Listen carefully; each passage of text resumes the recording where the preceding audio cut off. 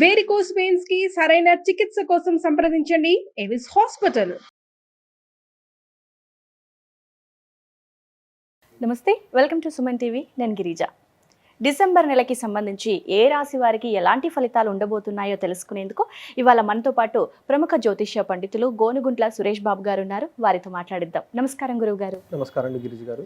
గురువు గారు, డిసెంబర్ నెలకి సంబంధించి మనం ఇప్పుడు సింహరాశి గురించి తెలుసుకోవాలి. సో సింహరాశి వారికి డిసెంబర్ మాసంలో ఎలా ఉండబోతుంది అంటారు? సింహరాశి వారికి డిసెంబర్ మంత్ ఏమవుతుందంటే 15th నుంచి మనకి ధనుర్మాసం స్టార్ట్ అయిపోతుంది. ఎప్పుడైతే ధనుర్మాసం స్టార్ట్ అయిపోతుందో మనకి చాలా పండగ వచ్చేస్తుంది. మనకి ముగ్గులు వేస్తాము, గొబ్బెమ్మలు పెడతాము. ఇల్లే కాకుండా వీధి వీధి ఊరు అంతా చాలా సంబరం జరుపుకొని ఈ మంత్లో సింహరాశి వారికి ఎలా ఉందో చూద్దాం. మనకి సింహరాశి అనగానే ఫస్ట్ అందులో 3 నక్షత్రాలు ఉంటాయండి: మఖ, పొబ్బ, ఉత్తర. సో ఇవి ఫస్ట్ 4 పాదాలు మఖ వాళ్ళవి, పొబ్బ 4 పాదాలు, ఉత్తర ఫస్ట్ పాదం అంతా మనకు సింహరాశి కింద వస్తారు. ఇవే కాకుండా పేరు బలం కింద ఉన్న వాళ్ళు కూడాను మా, మీ, ము, మే, మో, టా, టీ, టూ, టే ఈ అక్షరాలు లేదంటే మోరార్లెస్ ఇంక ఈ సౌండ్లో ఉన్న వాళ్ళంతా కూడాను మనకి సింహరాశి కింద వస్తారని చెప్పుకోవాలన్నమాట. ఫస్ట్ మనకి మహర్షులు ఏం చెప్పారంటే ఈ భూమి మీద పుట్టిన ప్రతి ఒక్కరికి 4 పనులు ఉంటాయి ఏంటంటే, వేరే ఎక్కువ పనులు ఉండవు. అవి ఏంటంటే ధర్మము, అర్థము, కామము, మోక్షము. కొన్ని వీటికి సంబంధించిన పనులే డివైడెడ్ ఉంటాయని మనకు చెప్తారనమాట. అయితే ఈ పనులు చేయటం అంత ఈజీ కాదు.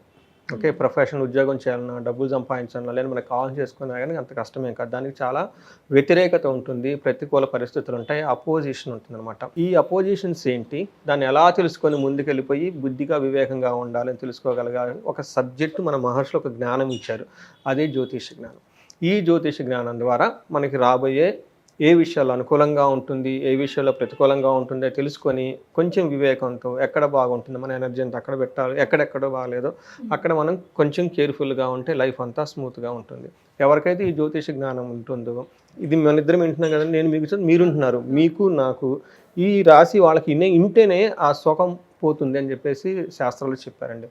అందుకని మనకి పూర్వకాలంలో పెద్దవాళ్ళు గుళ్ళల్లో చెప్పటం, పబ్లిక్ ప్లేస్లో చెప్పటం, ఇప్పుడు కానీ ప్రతి చోట ప్రతి పేపర్లోని ప్రతి న్యూస్ లేకుండా ఉండదండి కాలం అని చెప్తాను. అందుకని చెప్పేసి ఒక మనకి భాగం అయిపోయింది. ఇవిలా చూసుకుంటే సింహరాశి వాళ్ళకి మనకి ఫలితాలు ఎలా ఉంటాయి అంటే, సూర్యుడు 4 గ్రహాల యొక్క సంచారం గమనించుకొని మనం ఈ ఫలితాలు చేయడం జరుగుతుంది. ఫస్ట్ మనకు వచ్చేటప్పటికి ధనుసు రాశిలోకి 15th సూర్యుడు వెళ్తున్నాడండి. శుక్రుడు వచ్చేటప్పటికి మకర రాశిలో 2వ తారీఖు నెల మొత్తం అక్కడే ఉంటున్నారు. తర్వాత మనకి బుధుడు వృశ్చిక రాశిలో ఉంటున్నారు. తర్వాత కర్కాటక రాశిలో కుజుడు ఉంటున్నారు అనమాట. ఈ 4 యొక్క గ్రహాలను బట్టి మనకి సింహరాశి వారికి ఎలా ఉందో చూద్దాం. సింహరాశి వారికి ఫస్ట్ మనం చూసుకోవాల్సింది ఏమంటే, మనకి జ్యోతిష శాస్త్రంలో 2-3 వెరైటీ కాన్సెప్ట్స్ ఉన్నాయండి ప్రిడిక్షన్ చేయడానికి. ఒక కాన్సెప్ట్ ఏమంటేనండి, మనకి సూక్ష్మ గోచారము, లఘు గోచారం అంటారు. ఇది ఎలా ఉంటుందంటే, మనకి టీవీలో వార్తలు ముఖ్యాంశాలు వేసినట్లు ఒక 2 minutesలో మొత్తం ముందుగానే చెప్పేస్తారు అనమాట. ఈ సూక్ష్మ గోచారం ప్రకారం ఎలా ఉంటుందంటే, ఫస్ట్ 15 days అంటే సూర్యుడు ధనుసు రాశిలోకి వెళ్ళక ముందు కనుక చూసుకుంటే వాళ్ళకి మానహాని, వ్యాధ్యార్థి, ధనప్రాప్తి, పుత్రలాభం అని చెప్తారు. అంటే 3 రకాల విషయాలు చాలా అనుకూలంగా ఉంటుంది, ఒక విషయంలో ఛాలెంజింగ్గా ఉంటుంది. అంటే ఘోరం జరిగే అవకాశం, అంటే ఏమంటే కీర్తి ప్రతిష్టలకు భంగం కలిగే సంఘటనలు ఉంటాయి. ధనం వస్తుంది, పిల్లల ద్వారా చాలా బాగుంటుంది, కానీ వ్యాధులు వచ్చి కొంచెం సఫర్ అయ్యే అవకాశం, హెల్త్ విషయంలో కేర్ఫుల్గా ఉండాలని మనకి ఫస్ట్ 15 days చూపిస్తుంది. నెక్స్ట్ 15 days ఎలా ఉంటుందంటేనండి, కొంచెం మానసికంగా బాధపడే అవకాశం ఎక్కువగా ఉంది, ధనప్రాప్తి ఉంటుంది, కానీ అనవసరంగా కొంచెం ట్రబుల్స్, గొడవలే అవకాశం కూడా ఎక్కువగా ఉంటుందని మనకు చెప్తుందన్నమాట.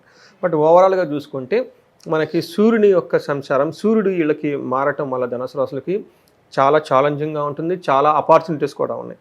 ఫస్ట్ సూర్యుడు వీళ్ళకి తీసుకొచ్చే ఆపర్చునిటీస్ ఏంటంటే, పండగతో పాటు ధనుర్మాస పండుగతో పాటు ఆయన చాలా మంచి కూడా చేస్తున్నారు. ఏం చేస్తున్నారంటే, ధనలాభం ఉంటుంది, కులాచారం అంటే మన పెద్దవాళ్ళు చెప్పిన ఆన్సర్స్ చెప్పిన అన్ని వాళ్ళు చక్కగా ఫాలో అవుతూ ఉంటారు, ఇంటిలో అన్ని శుభకార్యాలు జరుగుతాయి, తీపి వస్తువులు తింటారు, ఉద్యోగ ప్రాప్తి, వీళ్ళకి ఉద్యోగం వచ్చే అవకాశం కూడా ఉందన్నమాట. అంతేకాకుండా ఛాలెంజెస్ ఎలా ఉంటుందంటే, వీళ్ళకి ఏమంటారంటే లేజీగా అయిపోతుంది వాళ్ళు. తర్వాత హృదయంలో ఎక్కడో ఏదో అనవసరంగా బాధపడుతూ కూర్చుంటారు. స్నేహితుల వల్ల ఇబ్బందులు ఉన్నాయి, అందుకని చెప్పేసి గుర్తుపెట్టుకొని ఫ్రెండ్షిప్ వాళ్ళు వీళ్ళతో చేసేటప్పుడు, లేదంటే కొంచెం ఈ టైంలో వాళ్ళని అవాయిడ్ చేసి కొంచెం మీ పని మీద మీరు పెట్టుకుంటే చాలా బాగుంటుంది. బుద్ధి బలం కోల్పోయి రాంగ్ డెసిషన్ తీసుకునే అవకాశం కూడా ఎక్కువగా ఉంది. పిల్లలకు కొంచెం జాగ్రత్తగా ఉండాల్సిన టైం అని వీళ్ళకి సూర్యుడి ద్వారా తెలుస్తుందండి. స్టూడెంట్స్ కూడా దీన్ని అంటే వాళ్ళకు కూడా ఇది వర్తిస్తుంది అంటారా గురువు గారు? ఖచ్చితంగా అండి. మనకి స్టూడెంట్స్ వెరీ నైస్ క్వశ్చన్ అండి. అంటే ఈ టైంలో వాళ్ళకి బుద్ధి బలం కోల్పోవటం, సరిగ్గా ఎగ్జామినేషన్లో రాయకపోవటము, ఇవన్నీ జరుగుతూ ఉంటుందండి. సింహరాశికి పిల్లలు ఎవరైనా కాంపిటేటివ్ ఎగ్జామ్స్కి ఫాలో అవుతున్నా కానీ వాళ్ళకు కూడా ఇది అప్లై అవుతుందండి. మార్స్ కనుక చూసుకుంటే వీళ్ళకి కూడా మార్స్ చాలా స్ట్రాంగ్, మంచి చక్కగా ఉందని చెప్పుకోవాలి. మంచి చాలా ఫేవరబుల్ కండిషన్ తీసుకుని వస్తున్నారు. కొంచెం ఛాలెంజ్ కూడా ఉన్నాయి. ఫస్ట్ వీళ్ళు తీసుకొచ్చే అద్భుతం ఏంటంటే అండి, వీళ్ళకి ధనలాభం ఉంది. మీకు సూర్యుడు ధనం తీసుకొస్తున్నాడు, వీళ్ళు ధనం తీసుకొస్తున్నాడు. ఈ రాశి వాళ్ళు, సింహరాశి వాళ్ళకి ధనమయం అయిపోతుంది వీళ్ళంతా. అధికారులతో అధికార వృద్ధి అంటే ప్రమోషన్స్ వచ్చే అవకాశం ఎక్కువగా ఉంది. పేరు ప్రఖ్యాతులు చాలా బాగుంటాయి. ఈ రాశి వాళ్ళు బంగారం కొనే అవకాశం ఎక్కువగా ఉంది. అందుకని షాపింగ్ చేసుకోవడానికి రెడీగా ఉండండి. బట్ సంకల్పం ఉండాలి. సంకల్పం లేకపోతే గ్రహాలు ఎంత అనుకూలంగా ఉన్నాయి ఏముండదు కదా. బంగారం రేట్ బాగా పెరిగింది కదా గురువు గారు, అందుకని వీళ్ళకి అదృష్టం పట్టింది కొనడానికి. లేడీస్ ఎవరిని ఉంటే ఖచ్చితంగా డేట్ పెట్టుకోండి. ఓకే, బంగారం ఖచ్చితంగా అయితే తీసుకుంటారు, అందులో వెనకాడేది లేనే లేదండి. అయితే వీళ్ళకి ఛాలెంజెస్ కూడా ఉన్నాయండి. ఈ ఛాలెంజెస్ ఏంటంటే వృధాగా డబ్బు ఖర్చు చేస్తారు. అందుకని వృధా చేసే బదులు బంగారం కొనుక్కోండి. తర్వాత హెల్త్ కాంప్లికేషన్స్ ఉంటాయి. స్త్రీలతో కానీ పురుషులతో కానీ వివాదం పడే అవకాశం ఎక్కువగా ఉంది. కొంచెం జాగ్రత్తగా ఉండాలి. రోగాల వల్ల బాధలు ఉంటాయి. ఇంకొకటి మెయిన్ ఇంపార్టెంట్ అంటే వీళ్ళు దేశాంతరం అంటే ఇక్కడ నుంచి ఉన్న ఊరు నుంచి బయటకు వెళ్ళటము, లేదంటే ఫారిన్ కంట్రీస్కి వెళ్ళటము, అక్కడ కొంతకాలం ఉండే అవకాశం వీళ్ళకి ఎక్కువ చూపిస్తుందండి. దీన్ని బట్టి ఎవరైనా ఫారిన్ వెళ్ళాలనుకున్నా, దూరం వెళ్ళాలనుకున్నా ఇది మంచి టైం అని మనం చెప్పుకోవాలన్నమాట. అప్పటిదాకా పెండింగ్ పనులు ఏమైనా ఉంటే వాటికి సంబంధించిన విషయాలు బాగా అనుకూలంగా ఉంటుంది. శుక్రుడు అగైన్ మళ్ళీ వీళ్ళకి చాలా అద్భుతాన్ని తీసుకొని వస్తున్నాడు. కొంచెం ఛాలెంజెస్ కూడా ఉన్నాయి. ఫస్ట్ ధనలాభం, ఓకే, సుఖంగా ఉంటారు. తర్వాత దినదిన కార్యాల్లో విఘ్నాలు జరిగే అవకాశం ఎక్కువగా ఉంది. వీళ్ళకి ఆయుధ పీడ, చోడ పీడ ఉంది. అందులోనూ విలువైన వస్తువులు వీళ్ళు పోగొట్టుకునే అవకాశం ఎక్కువగా ఉంది. బంగారం కొన్న సంతోషంతో విలువైన వస్తువులు పోగొట్టుకోకూడదండి, కొంచెం కేర్ఫుల్గా పెట్టేసుకోవాలి.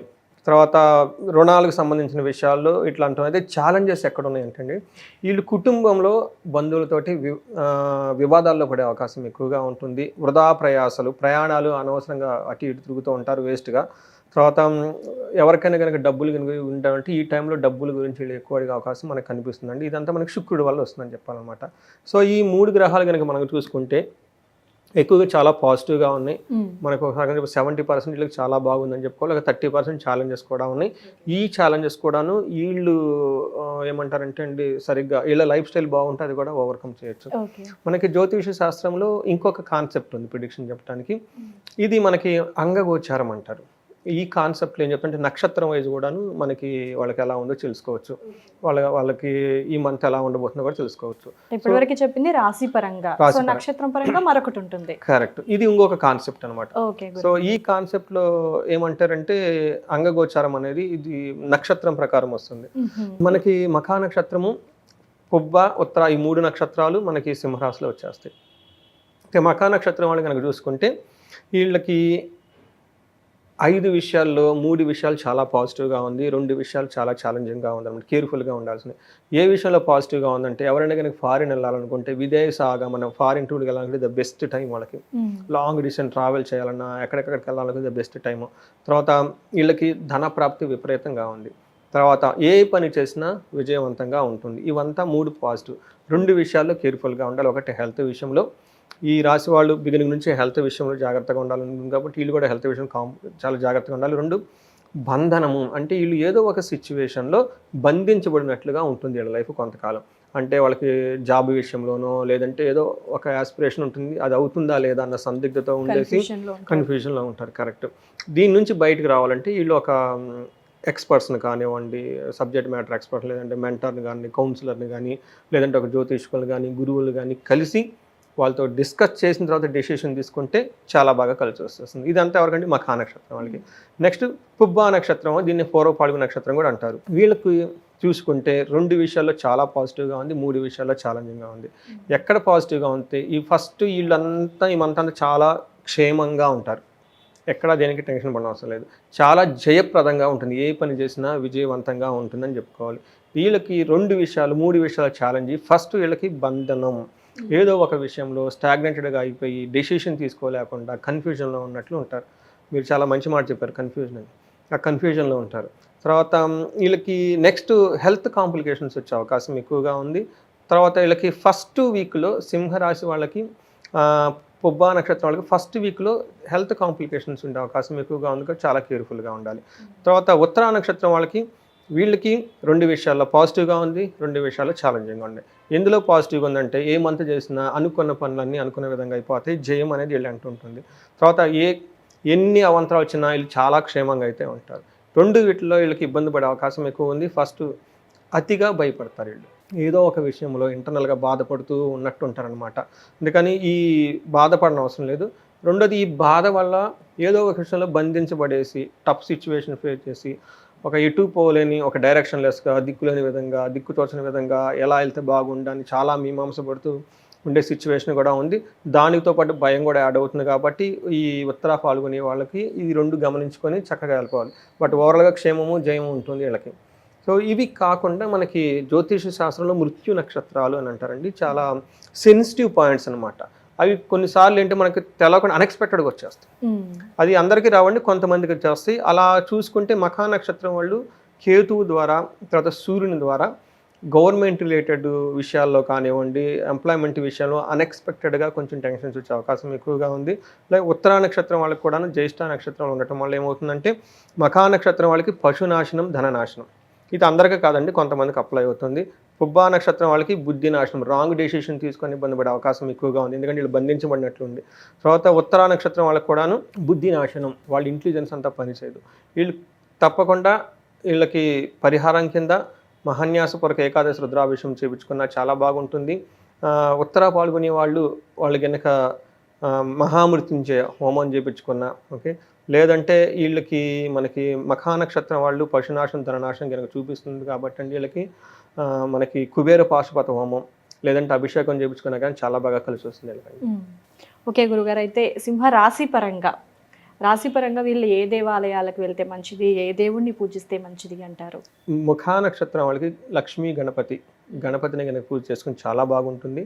రెండోది, మఖా నక్షత్రం వారికి సూర్యుని యొక్క ప్రభావం వీళ్ళ మీద ఎక్కువ ఉండటంతో ఆదిత్య హృదయం స్తోత్రం చదువుకున్నా కానీ, గాయత్రి మంత్రం చదువుకున్నా కానీ, గాయత్రి లేదంటే అగ్నిహోత్రం ఇంట్లో చేసుకోగలిగినా కానీ, లేదంటే అగ్ని కార్యం ఏదైనా కానీ అగ్నికి సంబంధించిన ఏది చేసినా కానీ బాగుంటుంది. అధమపక్షం లేడీస్ ఇవన్నీ మేము చేయలేమండి అనుకున్నప్పుడు అట్లీస్ట్ దీపారాధన కనుక చేసినా కానీ చాలా చాలా బాగుంటుంది, నెగటివ్ ఎనర్జీ అంటే పోతుంది. ఉత్తర పాల్గొనే వాళ్ళకి కేతు ఉండటం వల్ల వీళ్ళకి సుబ్రహ్మణ్యేశ్వర స్వామికి సంబంధించిన ఏమైనా టెంపుల్, కుమారస్వామికి సంబంధించిన టెంపుల్ కానీ వెళ్ళినా కానీ చాలా బాగుంటుంది. వీళ్ళకి జంట నాగులకి సంబంధించి మంగళవారం రోజు కానీ లేదంటే ఆదివారం రోజు కానీ వీళ్ళు కనుక జంట పాములకి పాలు కనుక పోసి దండం పెట్టుకున్నా కానీ చాలా బాగుంటుందండి. సో ఇంకా ఎవరైనా మేము చేయించుకుంటామండి బాగుంటుంది అనుకుంటే వీళ్ళకి గణపతి అధర్వ శీర్షం అని చెప్పేసి అది బ్రాహ్మణ ముఖంగా ఒక 4 బ్రాహ్మణులు పిలిచి వాళ్ళ చేత పారాయణం చేయించుకున్నా కానీ, వాళ్ళ ద్వారా మంత్రం యొక్క చాంటింగ్ చేయించుకున్నా కానీ ఇంట్లో చాలా బాగా కలిసి వస్తుందండి. సో చూశారు కదండి, సింహరాశి గురించి డిసెంబర్ మాసంలో ఎలా ఉంటుంది, ఏ దేవుని పూజించాలి, రాశి పరంగానే కాదు గురువుగారు వచ్చేసి నక్షత్ర పరంగా కూడా చాలా చక్కగా వివరణ ఇచ్చారు. సో గురువుగారిని సంప్రదించాలి అనుకునేవారు కింద స్క్రోల్ అవుతున్న నంబర్కి కాల్ చేసి కాంటాక్ట్ చేయొచ్చు. గురువుగారు ఖచ్చితంగా మాట్లాడతారు. థ్యాంక్ యూ గురువుగారు. ధన్యవాదాలు.